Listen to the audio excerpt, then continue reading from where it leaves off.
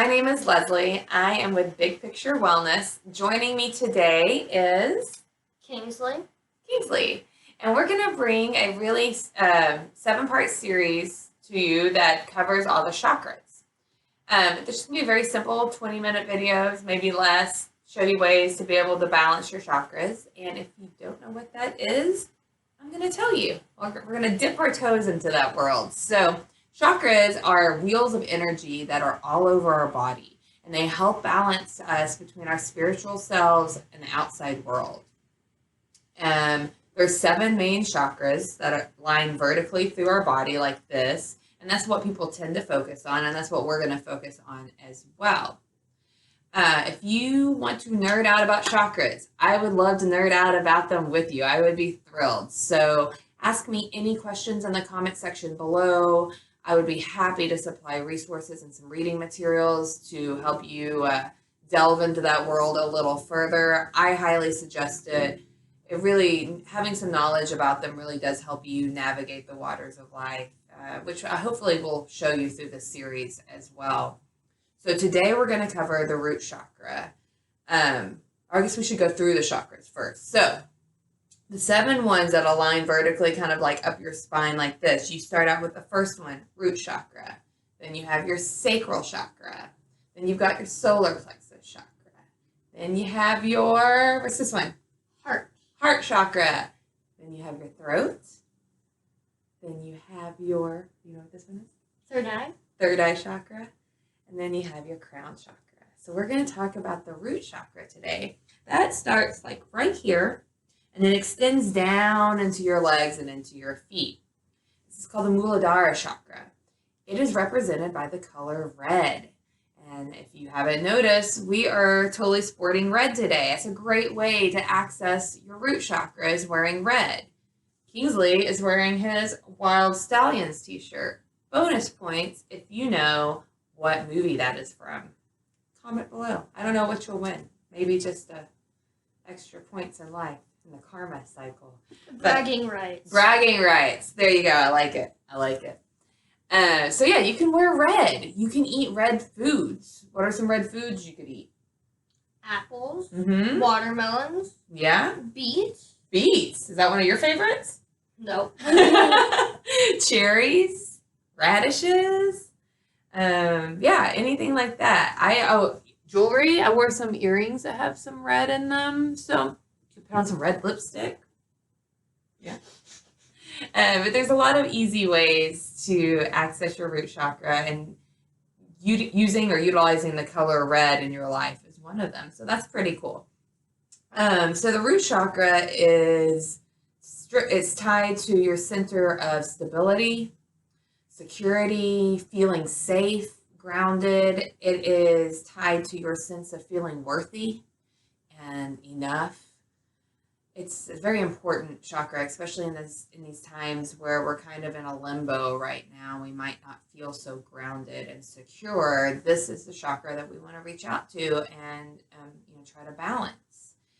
There's many ways to do this. Like I said, we mentioned wearing red, eating red foods.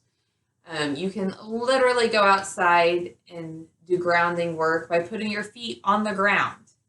Even taking your socks off and doing it on the floor helps you. But that's grounding. Going out and getting in the yard and putting your feet in the soil is called earthing, which I like. You know what else is grounding?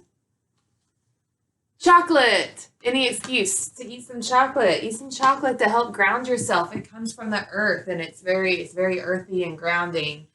And then also essential oils.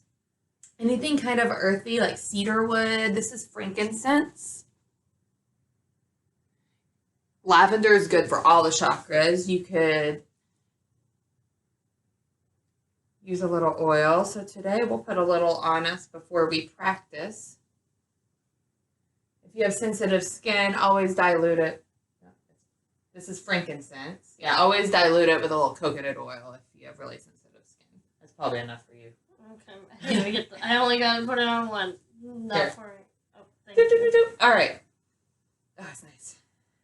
You can also work with grounding stones, different crystals. So anything that's kind of in the red family is going to be in your root chakra family. We have some jasper and some carnelian here. So anyways, those are all different ways. And we're going to show you some breathing and some yoga poses that also help with grounding and root chakra work. So you ready to get started? Yeah. All right, why don't you start in your favorite pose? What's it called again? Child's pose. Child's pose. That is Kingsley's favorite pose. So bring your big toes to touch, knees go wide, and then put your torso towards the ground. Once you get there, you can rock your forehead back and forth a little bit. We've got all kinds of nerves in there. That feels good to kind of rock back and forth on that. And just start to breathe. Inhaling through your nose, exhaling through your nose, letting the breath nourish your body. If you're not breathing, you're not alive. So just the fact that you're breathing can be a very safe and secure thing to think about. As you inhale and exhale, breathe through all of your body, not only vertically, but horizontally too. And feel how the earth is supporting you. Let your body sink into the mat. Feel the stability of your mat, the floor, the earth. It's a wonderful time to come up with a mantra. And you can return to this mantra during the rest of the day, for the rest of the week, forever. And the good one a very simple one that is affiliated with the root chakra could be, I am safe. I am safe. Saying this to yourself actually automatically triggers your brain to send a response through your body to help it relax and feel secure and stable. So I'm going to go ahead and get into this child's pose as well. Now let's crawl our fingers towards the right corner of our mat. Getting a nice stretch in that left side body.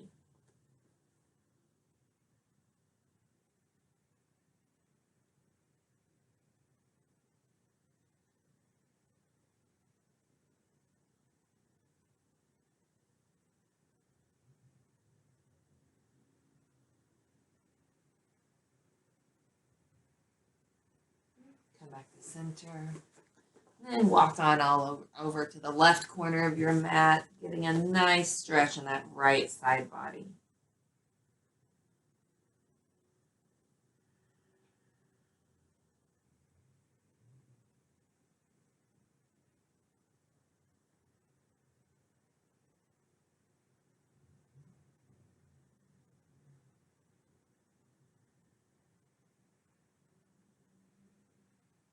Come back to center.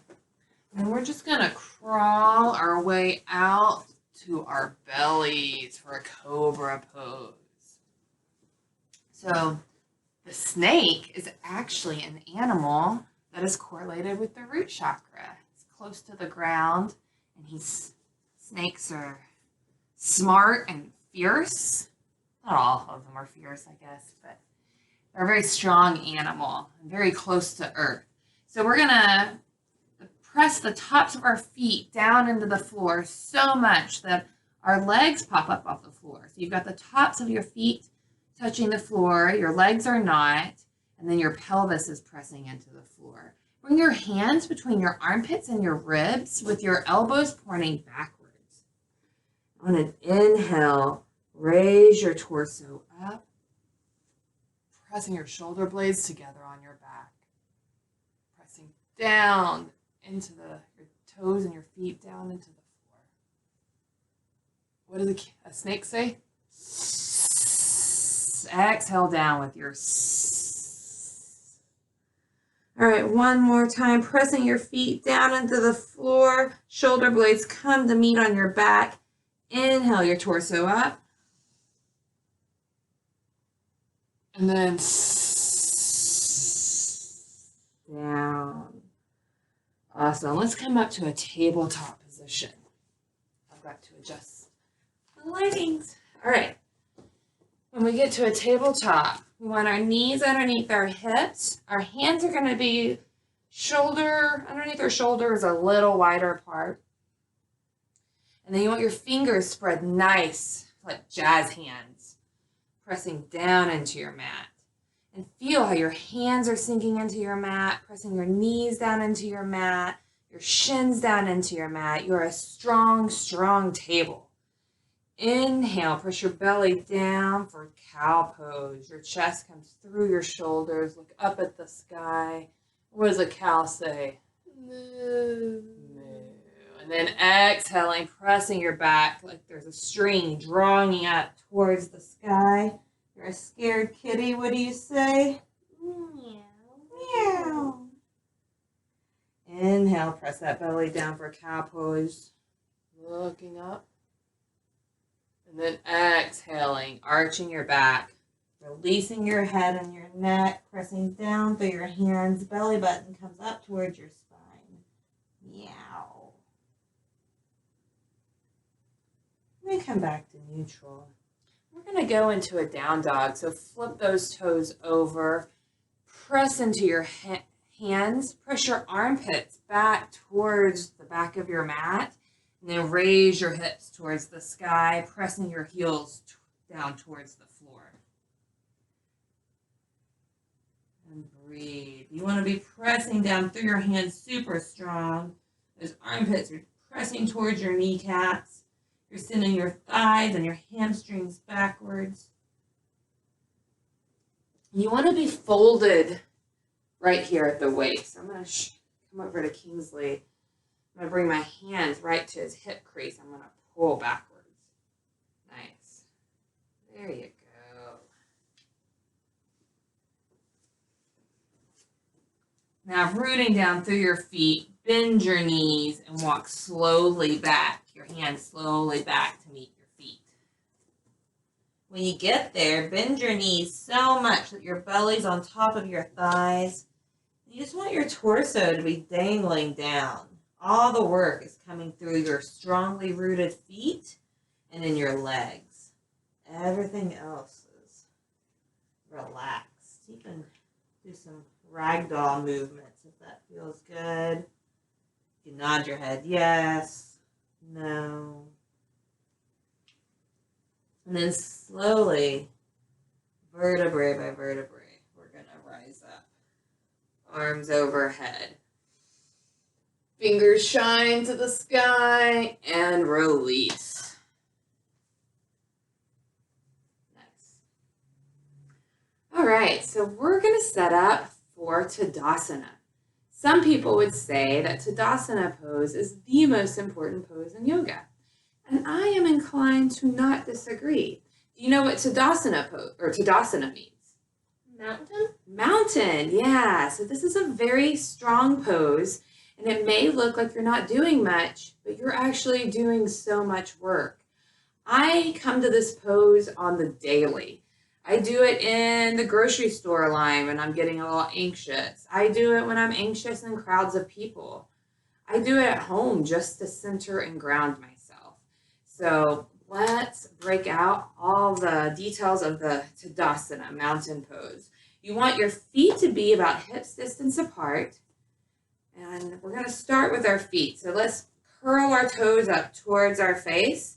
Now spread your toes as wide as you can. And then lay them all back down.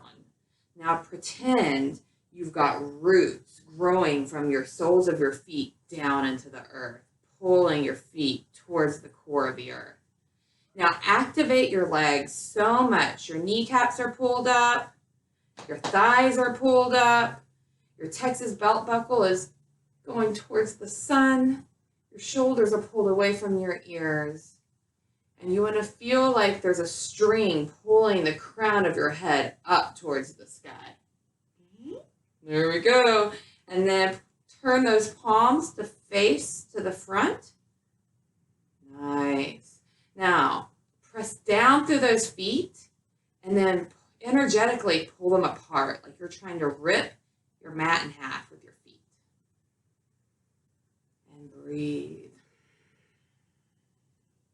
feel like you're working hard?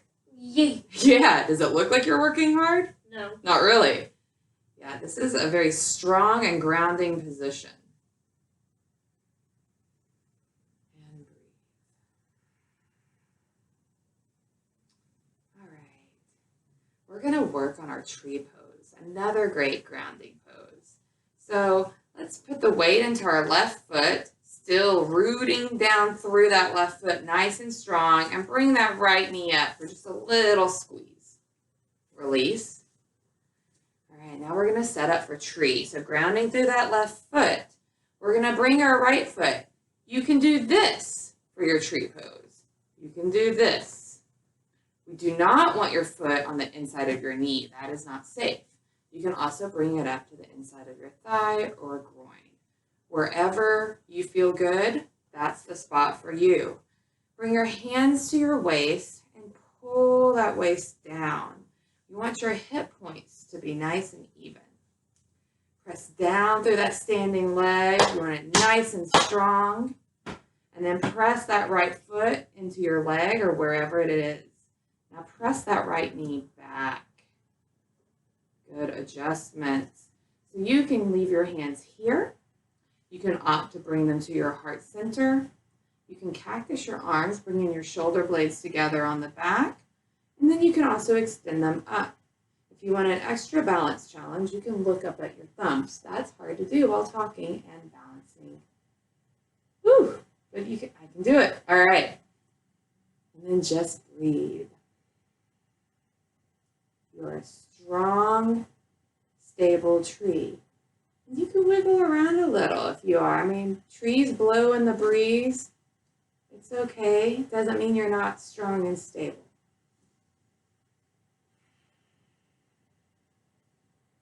Wherever you're at, let's bring our hands back down to our waist. Release your right leg. Let's just wiggle it out a little. Hula. Do the twist. All right, we'll set up for the left side. Root down through this right foot, nice and strong. Activate that leg. And then go ahead and just give that left knee a squeeze. And release. And set up for your version of tree. It might be different on this side than it was on the other side, and that is okay. So wherever you're at, whatever feels good for you. Remember to pull that waist down. Make sure your hip points are nice and even. Belly button is moving towards your heart. And then you can choose wherever you want your hands. Kingsley's opted for heart center. You've got that cactus, which is great for your shoulders. Extra balance challenge, extend them up. Extra balance challenge, look up at your thumbs. Pressing that left knee towards the back of your mat. Woo, I lost my balance. That's okay though. Just come back to it. And wherever you're at, bring your hands to your waist. Release that leg, wiggle it out. And then we're going to root our feet into the ground. Inhale our arms up high, stretch towards the sky. And then pressing our hips back. Uttanasana, our thighs back. Not our hips. There we go. Let's bend our knees and walk out to the top of our plank position. Hands nice and wide, fingers spread apart, energy shooting through the back of our heels, belly button moves towards our heart. That looks good, Kingsley. Thank you. And then lower those knees down. We're going to press our hips forward into an up dog. You can wiggle your hips a little. Come to stillness. Inhale. Look up at the sky. Exhale. Go ahead and just send those hips back to where we started in child's pose. Big toes touch. You can send those knees wide, stretching out.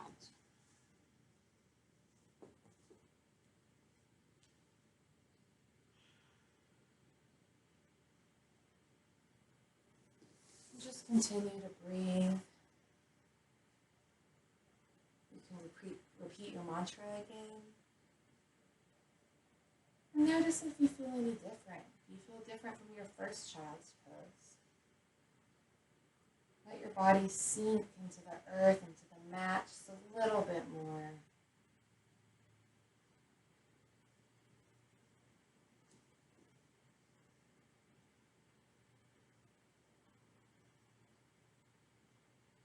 And then let's go ahead and just come up to a seated position.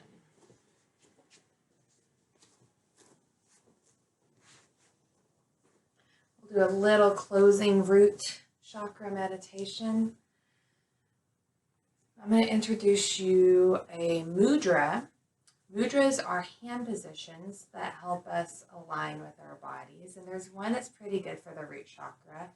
It is called Pran Mudra, also known as Life Mudra. And it's really easy to do. So just bring your fingers into a peace sign, and then bring your thumb to touch your pinky and your ring finger. So you can do just the tips, or you can really press your fingers all together. And then bring your peace fingers together. Now go ahead and just lie the backs of your hands onto your knees like so.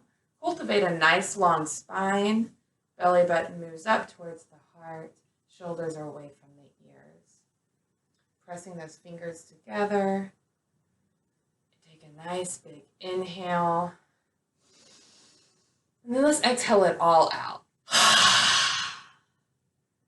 That one more time. Inhale. Exhale. Now seal your lips.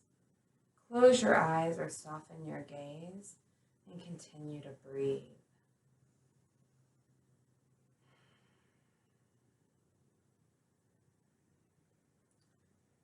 Picture a glowing red light that moves through your feet, up your legs,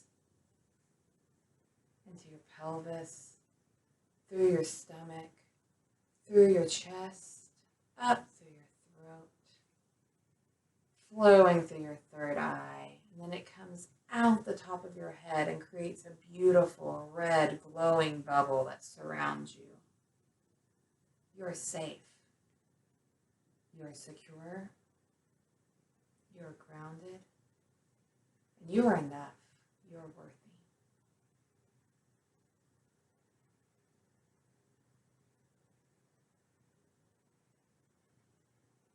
Now flutter your eyes open. Release your hands. Wiggle those fingers. Spread them nice and wide. Jazz hands. And then bring your hands to heart center, pressing your thumbs into your heart and your heart into your thumbs. The love, the light, and the strength inside of me recognizes the love and the light and the strength inside of each one of you.